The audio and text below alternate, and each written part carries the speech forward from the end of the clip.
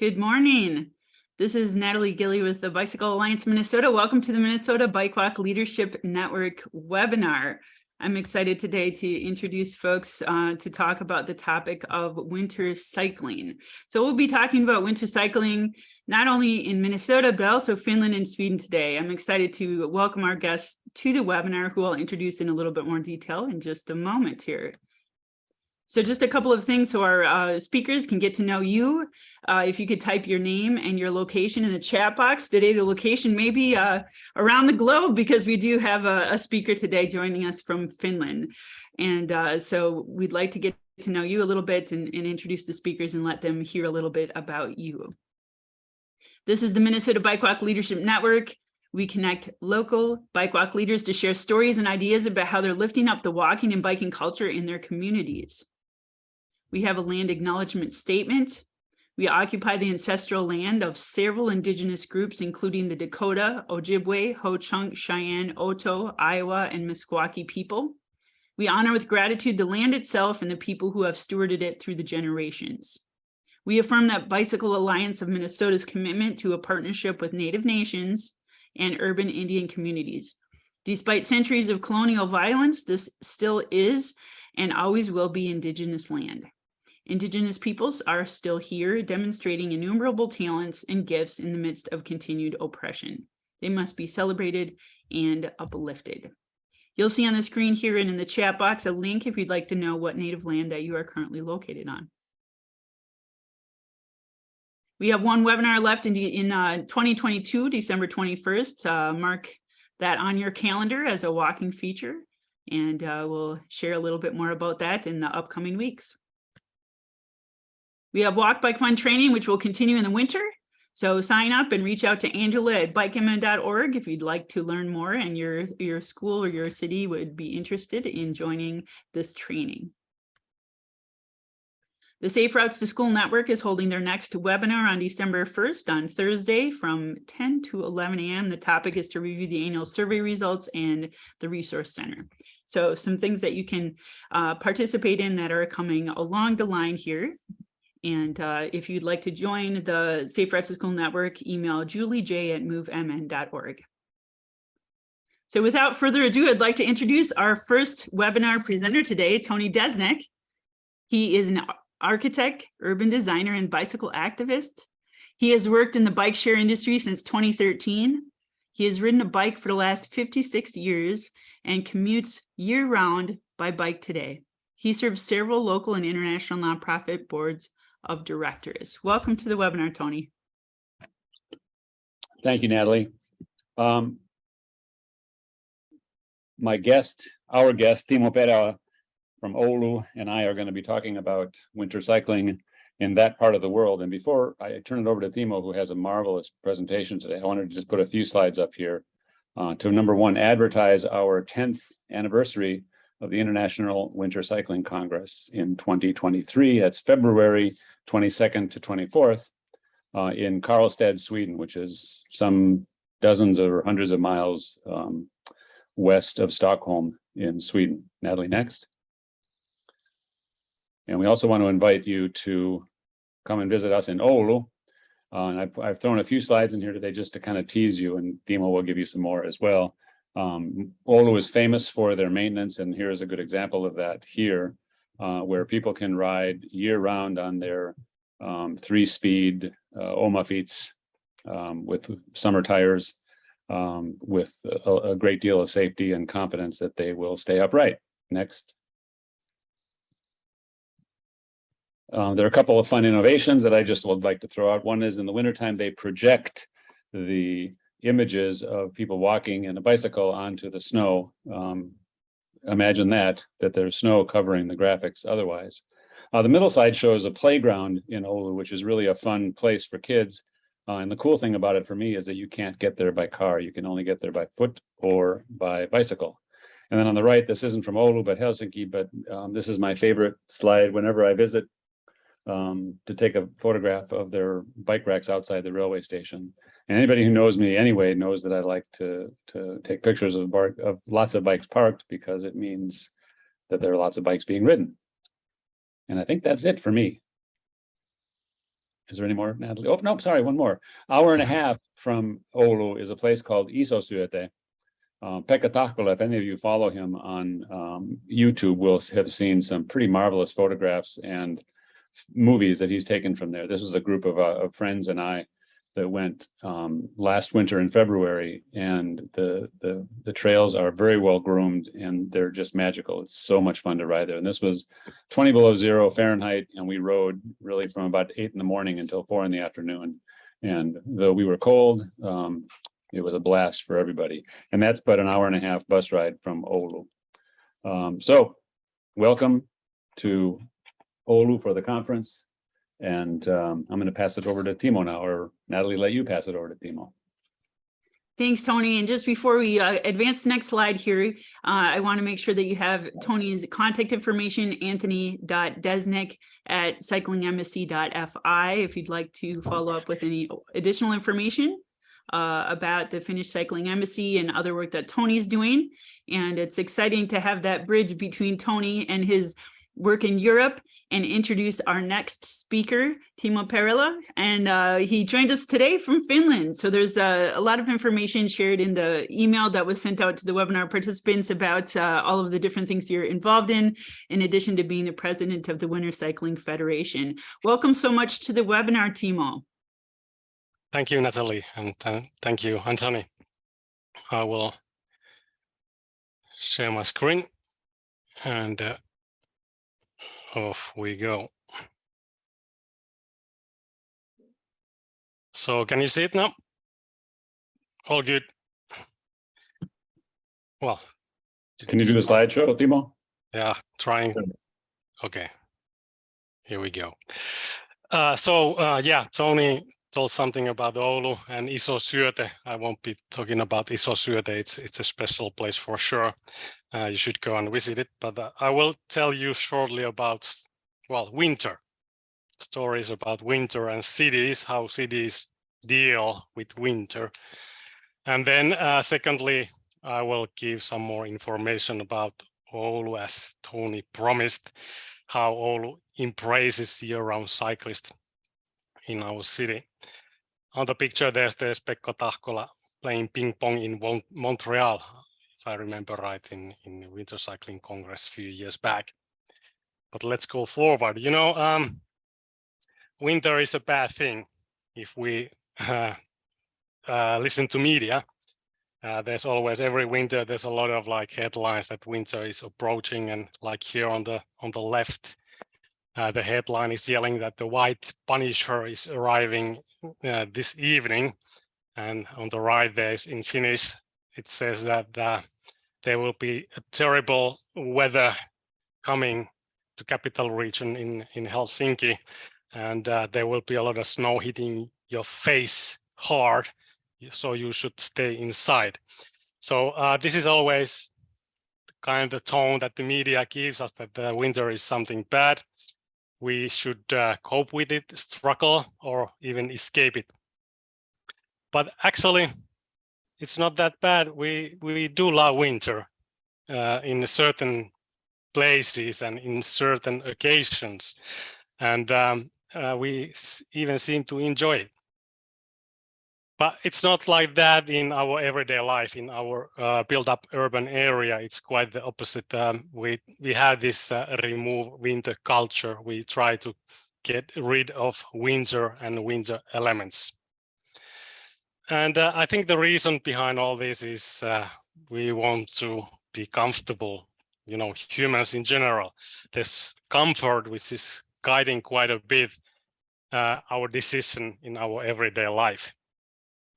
And that's a bad thing as well, because we ended up living in bubbles inside too much of our time, and we do, like in generally, we just transport ourselves with the car from one bubble to another, and we really should get more outside, because as we all know, even in cities, the outdoor air quality is better than inside.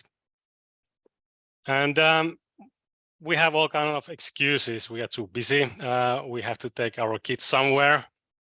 And it all ends up that we are being really inactive in our everyday lives.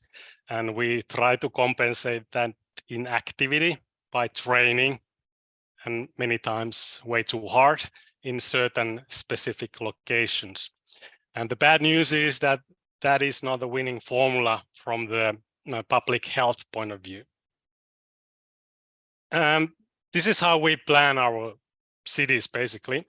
If you have a new plan of a residential area being showed somewhere online, perhaps, these are the pictures that you get to see. It's always warm, it's green, there's water, beaches, people, well, joyful people, and it's always a nice weather in these pictures. You never get to see basically these kind of pictures.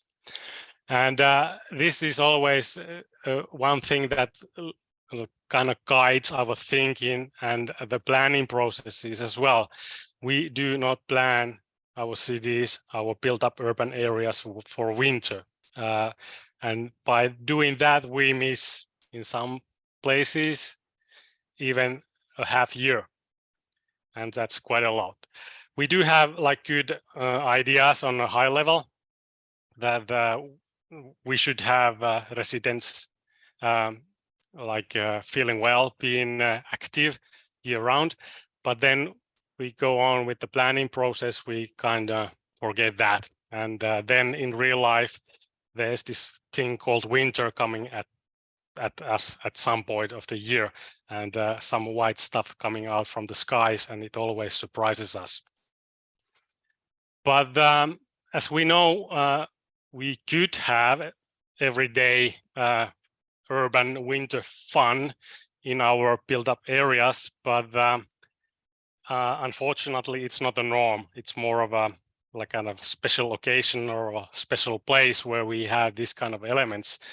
And in our neighborhoods, we just don't have these kind of things, and it seems like a lot of fun.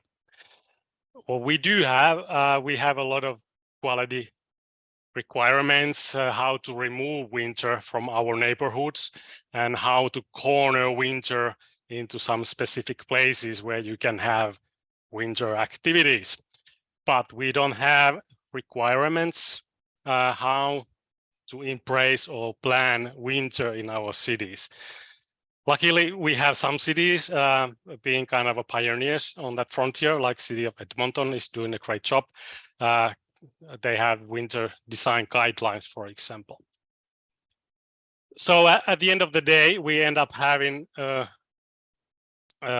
remove winter culture, and it does costs us a lot of money every year, year after year, in many different ways. And we have really car dominant planning priorities, and this combined with this remove winter culture doesn't give us much space for pedestrians or bikers in our cities, and that is a big shame. So here's a really cryptical process graph I want to show you. There's a lot of information, but it tells something about the whole urban area, well, urban environment planning process and different phases of it, and how we just don't plan maintenance. That's a really big failure in our processes. And the second thing is that we like to build new stuff, but maintaining existing infrastructure, it's not really a sexy thing, and we're struggling to have money for it. And it all goes back to the legislation level. For example, in Finland, we have a maintenance law written in 1970s when the priorities were really different, and it really shows up as well. Even though we have really nice things and good deeds on a strategy planning level, it just doesn't get implemented to the later phases of the planning process. And planning is done in silos, and there's not enough cooperation or change in knowledge between the different silos. And maintenance people, they've been never listened in different planning phases, and that's like the same thing everywhere in the world. And at the top of that, we don't have any good guidelines for city, like urban areas, how to plan winter or how to plan snow logistics in the cities. The guidelines are coming from the national highways or from the national roads level, and it just doesn't fit the build-up area environment. And of course, we would need more data about the maintenance, and we just don't have it. So we could actually steer the whole process with data.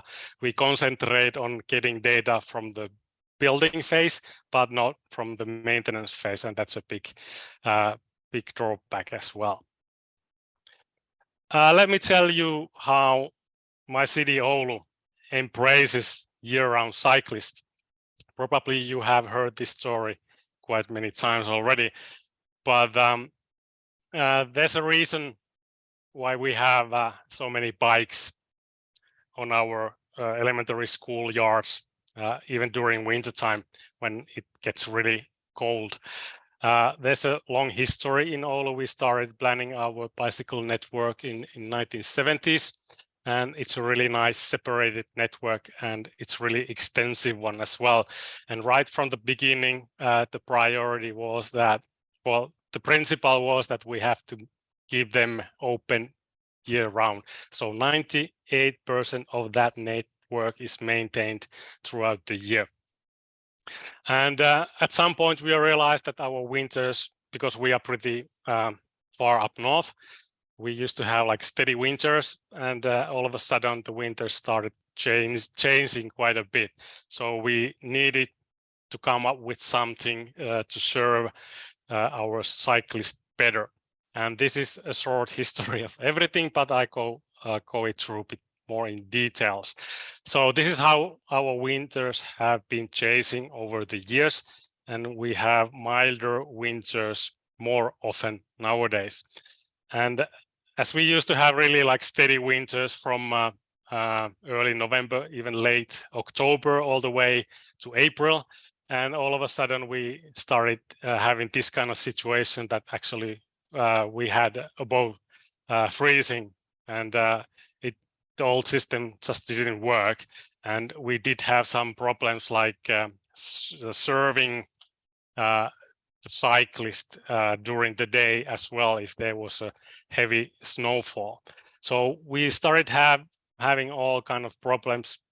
Probably they are really familiar to you in your cities, but we actually calculated that it's not a good thing for our city if the maintenance screws up. So we lose money quite a bit every year if the maintenance is not there where they should be. And it went through quite well. So we started doing this, creating a different maintenance contract model that was about the most important cycling routes in Oulu region. We started the first contract period in 2017 with 125 kilometers, and now we are in 165 kilometers, and now it's the second contract period going on. And there's the map on the right. You can see it pretty much covers the whole Oulu region, even the most remote suburbs of Oulu. And at the first contract period, the contractor who got the contract didn't really understand what we were trying to achieve, and the whole 3-year period was a kind of a struggle, and we weren't happy with the performance from the contractor, and they just didn't get it, and we were trying to make it clear for them. But at the end of the day, we were really happy. We got the second contract period going on, and now it just works beautifully. There's the user satisfaction survey, which is done every year. We have maintenance agents who are giving the feedback and the grades, how the operator is doing. And as you can see from scale 0 to 5, we are pretty far, well, we are pretty close to perfection at the moment, and we are extremely happy with the current contractor, as you can imagine. Many times people ask us how you can afford offering such a high service level for the cyclists, those poor hippies. But actually, it's not a big lump of money. per year that we invest more for this super maintenance class maintenance. We do have real-time maintenance information. This is open data, so everybody can see when your route is, when it has been plowed or maintained. So this is a pretty good service as well. You can see where the truck is going at the moment, like in live, which is pretty exciting. We do have extremely tight and high demands for the quality. And for example, after the maintenance work has been done, no loose snow whatsoever should appear on the route, and that's pretty strict. That it's not allowed. Period. Last winter, the contractor decided to try something different. We allow the hard packed snow layer to be up to 8 centimeters thick. But this time the contractor decided to try to keep it as thin as possible, and it was a few millimeters. And it turned out to be a really clever decision, because we have more those plus degree days when the hard packed snow layer might get soft. So when it's really thin, it really didn't matter. And when it got a bit wet, we put some gravel on that. And we do have really high demands for the material that the contractor can use, and everything has to be tested and approved by the client as well. And it shouldn't harm bikes at all, or bike tires, or puncture them. There's a lot of like different requirements that we have for the contractor. One of them is that they have to organize this kind of a site events at least 3 times a year in different locations. And it's a good opportunity for them to get to know the clients, and they get to interact with them. And plus they are really fun events as well. And one of the quality promises the contractor has given us is that they bike on the very same paths that they plow. And they do that on weekly basis, and it has made them to commit more for their work. So they actually know why they are doing this job and how they can serve the clients better, because the client is the end user, the biker, not the city. This is a good example of Pekka, my colleague, tweeting that, okay, it's getting soft in here for the contractor directly. He sends a WhatsApp message, and the people there said, okay, thanks, we are on it. And about half an hour later, it's been done. And this is the service level every city should aim for. So that's basically in a nutshell what it's like in Oulu. There's more information on a YouTube video. You can Google it. I can put the link to the chat. And the title is How the Best Became Even Better. And there Pekka explains even in more details what is this Oulu contract model all about. So thank you from my part, and I urge you to check out Karlstad Winter Cycling Congress website as well. Thank you.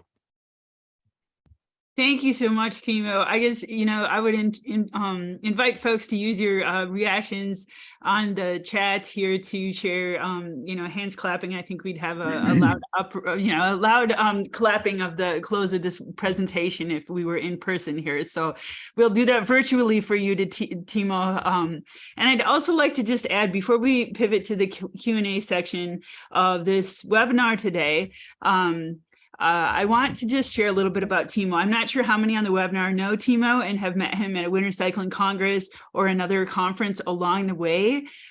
He is the CEO of Navico Limited, Hercules Limited, Top Spot, Move Limited, and the president of the Winter Cycling Federation, as I had mentioned, an urban well-being engineer, and is determined to make our cities and the people living in them healthier and happier, as was very evident in the presentation today. He mentioned a number of things that were really resonated with that.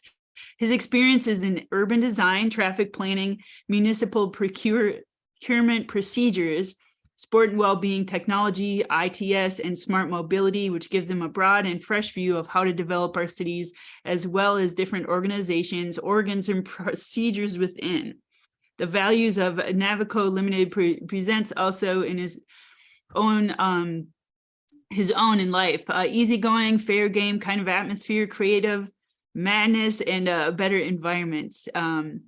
Major drivers in Perälä in his personal as well as professional life is to do things not exactly by the book, to get things done fast, and an everlasting hunger for learning new skills. So that was echoed definitely in your presentation, Timo, and I wanted to give that formal introduction to just provide that additional context to our audience today of many folks here in Minnesota in the United States. So thank you for that, Natalie.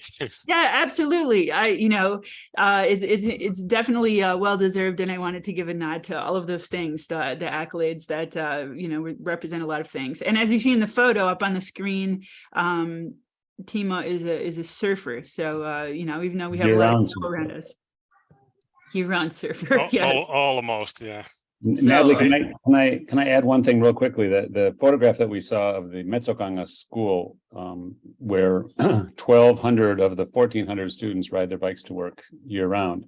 When sitting with a bunch of my colleagues from Helsinki, I happened to mention that we did something in a safe routes to school program, and they said, "A what?" And it was telling, because they really don't have safe routes to school programs there, because they have safe routes to school, and they've really embraced it in Oulu especially. And I would encourage everybody to come to the conference at the end of February, and then the cycling urbanism masterclass that we'll conduct at the Finnish Cycling Embassy the following week in Oulu. So if you come to Karlstad, you're going to get to hear a lot about the programming and a lot about winter cycling. And then a few days later, you're going to be able to experience it firsthand if you come up for the masterclass. You're all invited. Very good. Thank you for the invitation, Tony, and for the presentations both you and Timo gave today. We have quite a few folks joining the webinar today. We have a number of questions in the chat box, and we will pivot to our Q&A segment of the webinar today. So this is really where we have the opportunity to engage in dialogue with our presenters today. And so I'm going to actually stop sharing so that we can give the full attention to the folks that are on here. So we'll just pause for a moment here. And if you would like to go off mute to ask a question directly, I'd encourage you to do that. Go on video if you'd like. And this is your opportunity to talk to Tony and Timo about winter cycling.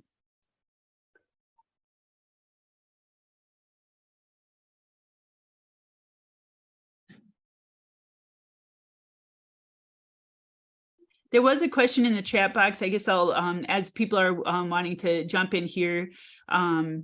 Before I do that, let me get to Michelle. She's raised her hand. Michelle Molstead, go ahead. Hi, how do we make this happen in our cities? Timo, you want me to take this one? Go ahead. I think it comes down to a commitment on the part of our elected officials. And I think that ways in which we talk about cycling to our elected officials are almost always defensive. It's we're doing this because we see a need to do that here. Never in a kind of aspirational way or rarely in an aspirational way that talks about cycling and cycling in the winter as an aspiration, as something that will enrich our community, both financially as well as objectively. And I think that by kind of changing the narrative and to begin to understand and to begin to communicate the idea that this, while it costs something, is really an investment that has a much greater return than what the investment was put in. There was a large study in Helsinki where they did some research about what the investment payoff was. Some of you have heard me talk about this before, but that they calculated that for every euro spent on their super bicycle highway program, they would get 8 euros in return. And so once the elected officials there began to internalize that ROI, it became easier to talk about increased investment. So for example, Helsinki now is enjoying $24 million a year in each of the next 10 years to build their network out even more than it is today.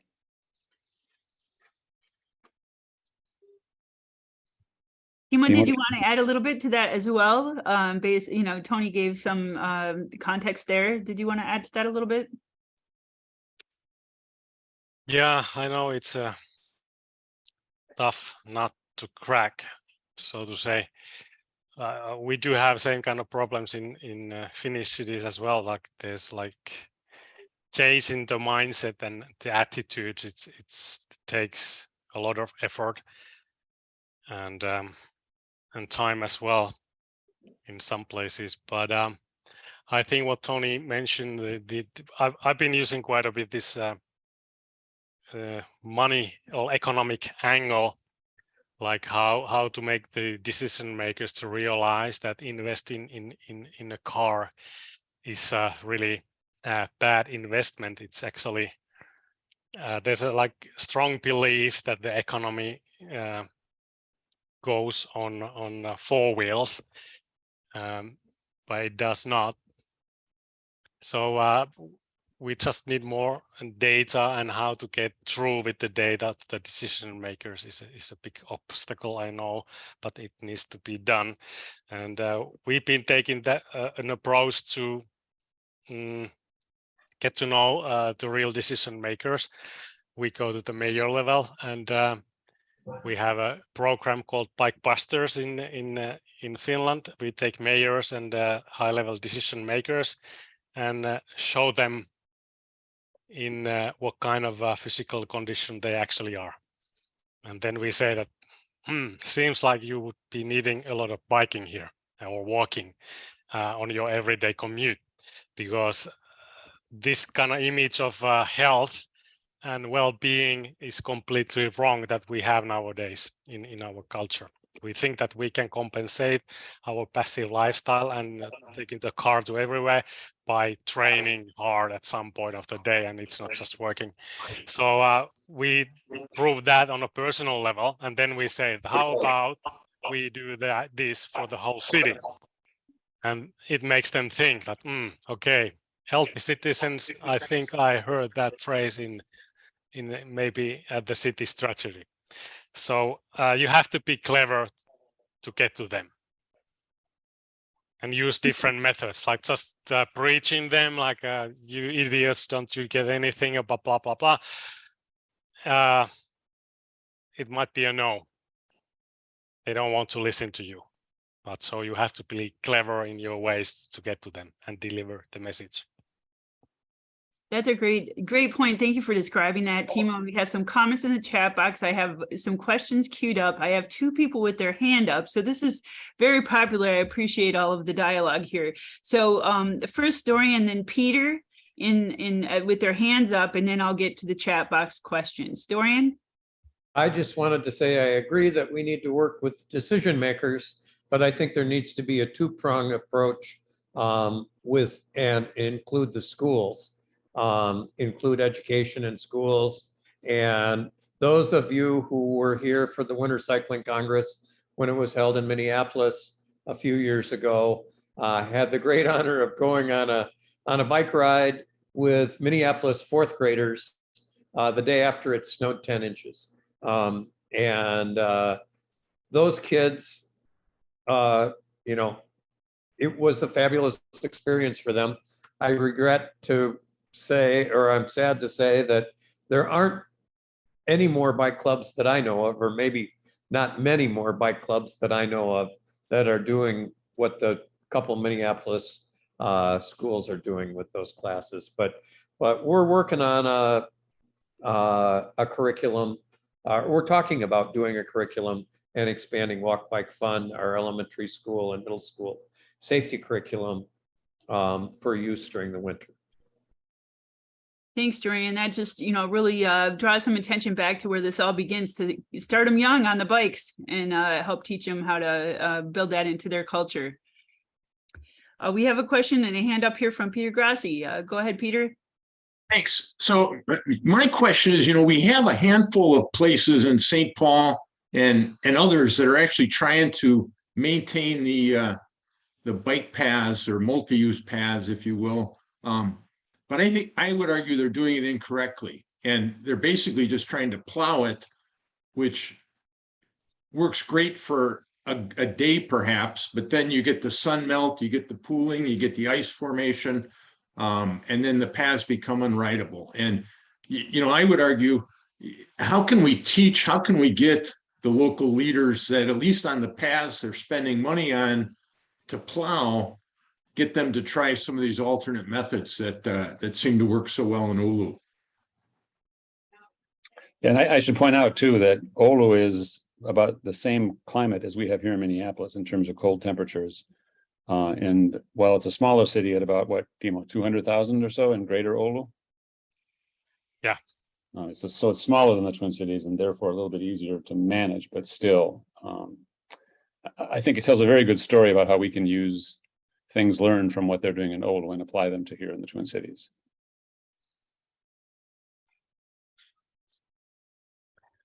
Yeah, maybe they should come to Winter Cycling Congress in Karlstad, and winter maintenance methods and development of those is always a hot topic in our conferences.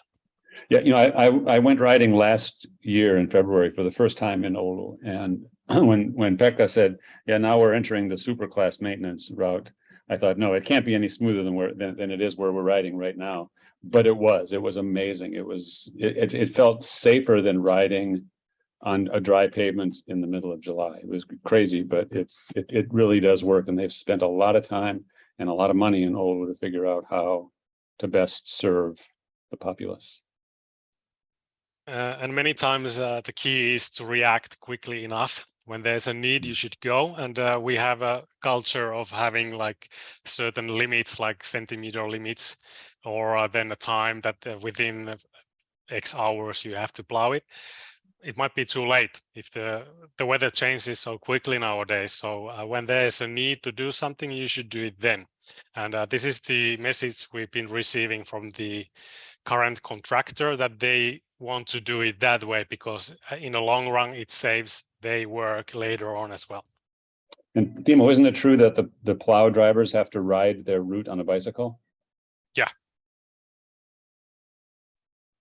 That's very impressive, and that's really cool. I know Timo, when you were speaking and presenting your a couple of these slides on some really really intriguing ways of tracking how much snow when the snows are cleared. I saw the map with when the snow is cleared, and I thought that was really cool to be able to see that data. You spoke about the data a number of times, and having those policies that really reinforce what needs to happen and how soon and very specifically.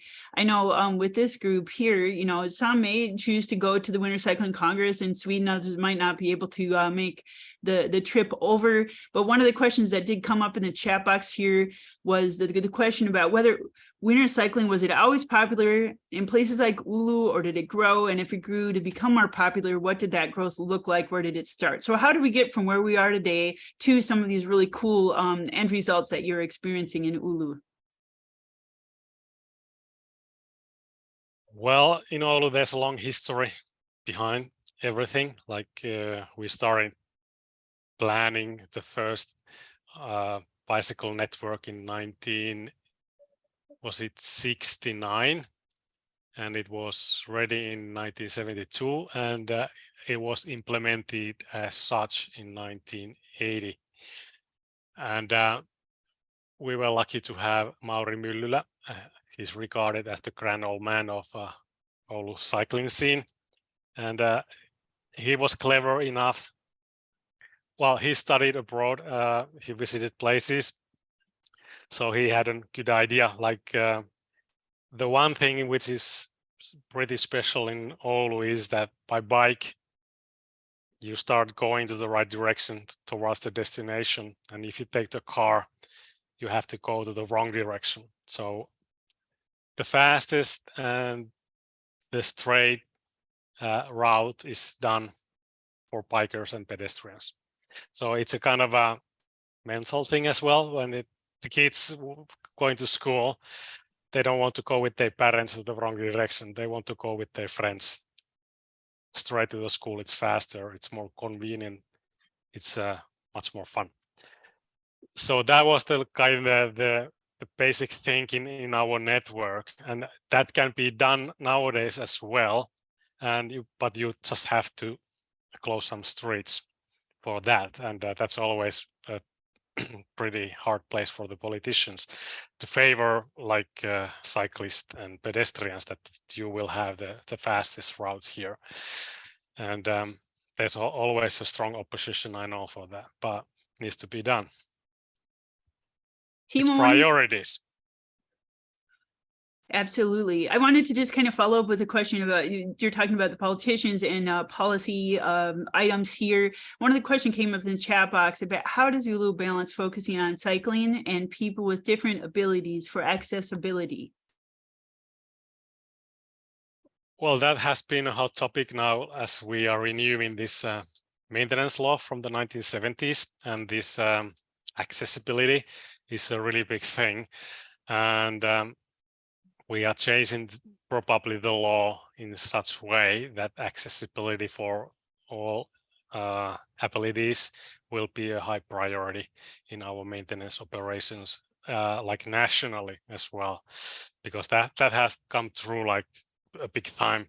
I've been doing the project for the ministry, so I've been talking with a lot with the different stakeholders, and it's been a really interesting ride to get to hear all these different needs from the different groups of people. So that will be probably in few years' time, it will be the highest priority in our cities. And of course, in every city in Finland, the maintenance level is pretty high already. Like the starting point is completely different that you guys have.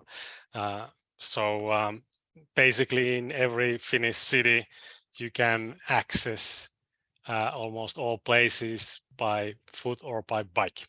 And that's a priority in our city planning. So it's kind of an automation that we have, and maintaining it as well. It's like, it's already in the law written in the 70s that it needs to be that way. But it will be even stronger message in the next update of the law. Accessibility and handicapped people and the priority is for them.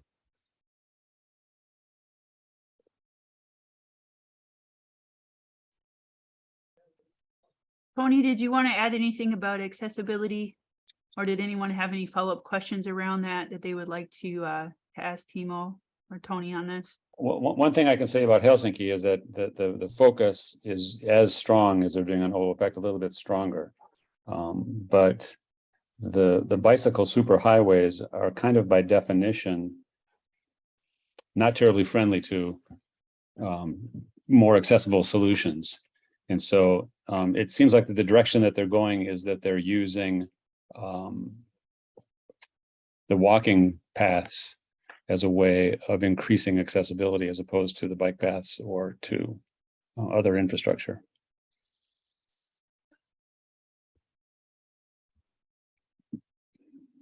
So it's been mentioned a couple of times about how well maintained a lot of these routes are over in Oulu, and you know, that we have some work to do here in the United States and in Minnesota to get to a level that would be close to what you're describing today. But, you know, one of the things that came up in the questions here was about studded tires. They are a must here. Do folks use them in Oulu? I don't. Well,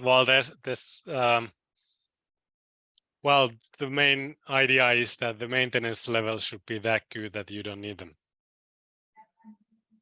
And if people feel safer by using that, it's okay. You can do that. And in an ironic twist, the cars do have studded tires. But yeah, just like last few winters on our super maintenance class network, you don't need them. But yeah, occasionally in some other parts of the city, if you feel more safe with the studded tires, yeah, people do use them. If I remember the last survey, I think it was around 30% of the bikers who use studded tires in winter, one in front. And Timo, have you done research about understanding what helmet use is? I can't remember those figures, but it's relatively low Mhm. here in Oulu. Like here again, like we should plan our network in such way that you don't need a helmet. Right. It's the same principle. It's not mandatory in Finland. It's recommended, and well, kids use it quite a bit. Some schools might tell kids to use them, but the adult population is not using them that much. Mm.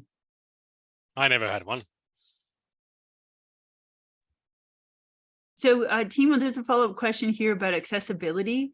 And one of the participants here is asking about whether you can explain a little bit more about how accessibility seems to be now more focused on walking than biking. And do you have any details around that?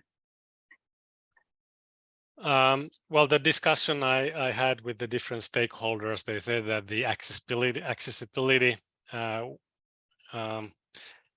it only works in certain places in Finnish cities. Like there's some requirements for the real estates, like having how the indoor areas or the apartments should be planned. And many times the accessibility ends at the door to outside. And some solutions work well in summertime, but they don't work that well in wintertime. And that's a focus area we need to concentrate on in future, for sure. And there are thousands of buildings in Helsinki, in some of the suburbs built in the 50s and 60s that don't have elevators in the buildings, and they're anywhere from 4 to 7 stories. Well, there's a lot of work to be done. Yeah. Thanks for raising that question and answering some of these different nuances to the question to kind of talk through the issue. I do see one raised hand here in the audience. I'll call on Ted to ask your question. Yeah, thanks, Natalie. Yeah, and I put this in the chat earlier, but and I think it's kind of related to some of the things we're talking about. I mean, we even have one of our Bike and Men chapters has like a shoveling group because at least in the US and most cities, snow clearing from a sidewalk is an individual homeowner or business owner's responsibility. So it's, you'll walk down one block and maybe it'll be cleared for 20 feet and then it will be under 6 inches of snow again. Obviously, lots of us are at work all day. So if we're responsible for a corner, it's not getting cleared until we're back home or things like that. So I'm just curious, in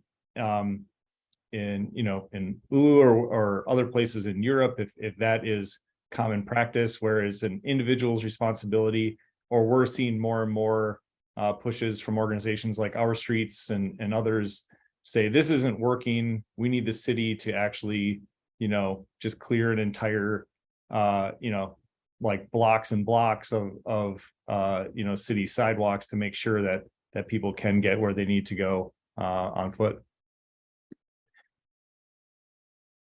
That's a really good question, and it's a hot topic in renewing our maintenance law. Actually, it's the same responsibility here in Finland for the property owners, that they have to clear the snow from the sidewalks. But already the current old legislation allows the city to take over the sidewalks, and then they can charge the property owners. So the maintenance level will be same in same suburb areas. And several cities, at least Helsinki, has been using that. The city of Kuopio has done that, like throughout the city, and it seems to work pretty well in there, and the people are pretty happy about it, so they don't have to do that.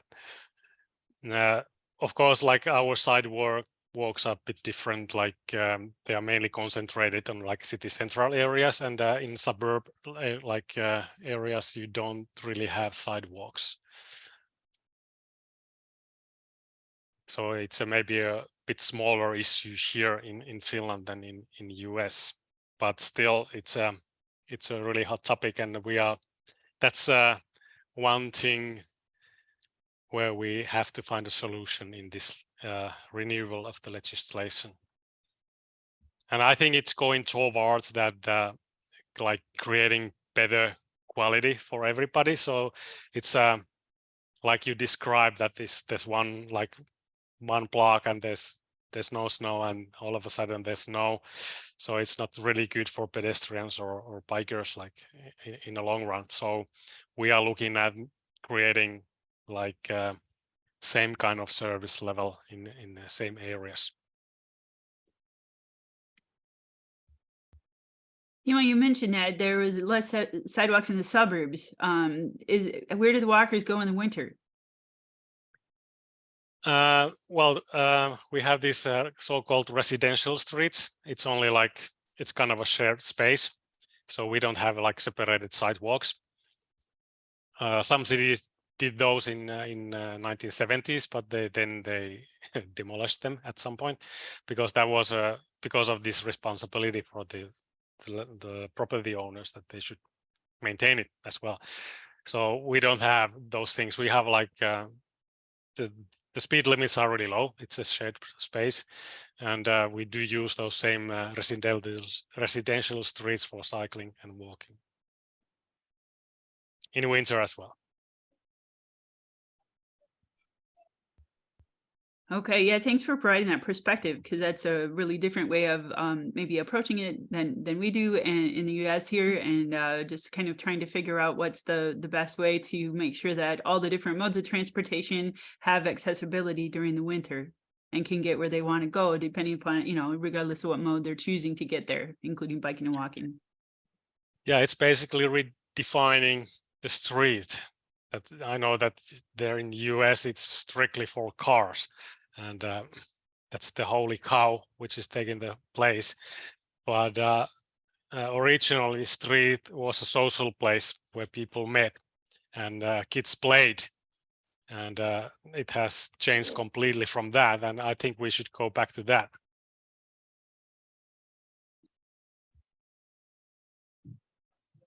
That's really cool. Thank you for sharing that perspective. It's like, I think it's really eye-opening for folks on this webinar and other folks who will listen to the replay afterwards. We have folks joining today who are planners, local public health folks, advocates, educators. That's kind of the group of folks that we have on the call today, who are no doubt taking notes from all of these comments that you're making today to present a new perspective, and to hopefully then pull these tips back to the communities across the state of Minnesota where we're doing work to try to improve the conditions for biking and walking. So I'll open it up for just maybe one more question, either by chat or by raising your hand here, and you can go on video if you'd like.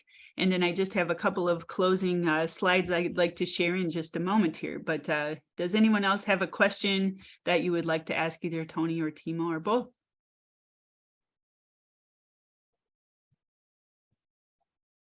Natalie, if no one's got a question, I can make a comment to kind of to piggyback onto Timo's comments about responsibility for snow removal and particularly off of walkways. At the same time I was in Oulu earlier this year, I was in Helsinki, and Helsinki is a much different climate. It's very much warmer. It can go into the 40s during the winter and can go down into the low single digits. And so hence they have a much bigger problem with freeze thaw. And last winter it had been really warm, and then it had gotten really cold, so that built up on all of the walkways in the city virtually was a 2 to 3 inch base of solid glare ice. And it was truly shameful in terms of the city's approach to creating a safe place to walk and or bike. And some of the bike lanes weren't even plowed or maintained at all. And it was funny because what happened was that the contractors who were supposed to keep the sidewalks and bikeways clean said, "Oh, this is just fine. This works just great." And the politicians were saying, "Well, it doesn't really work that great, but we can't do anything until we get a new contract," which is, I think, 3 years from now. So the assistant mayor for the environment, Anne Sinimäki, has vowed to, when the next contract comes up, to just throw everything into the wastebasket and to start over to make sure that Helsinki can be a sort of a world-class city in the way that Oulu is trying, particularly in the winter. In Helsinki, like I said, it's much warmer climate than here, but the population is greater, and the density through most of the city is greater as well. I think there's, Timo, correct me if I'm wrong, about 600,000 in Helsinki, maybe 3 million in the Suuri Helsinki, the greater Helsinki of Espoo, Vantaa, and Helsinki. Yeah, it's about that. So Oulu does a great job, and I commend them, but they are fairly unique in Finland. Thank you for providing some additional comments there, Tony, and Timo as well. All of this message that you've delivered today has been really insightful, and I appreciate all of what you're sharing here. I'm going to close with a couple of slides, and then if Timo and Tony, if you would like to put your contact information in the chat box, then folks could potentially follow up with you if they do have questions, and then we can continue the conversation, because this is just the beginning with the webinar today. And as both Tony and Timo have mentioned, you know, you might consider going to the Winter Cycling Congress in Sweden coming up in 2023, at the beginning of the year. 22nd through the 25th of February, if I'm not mistaken there.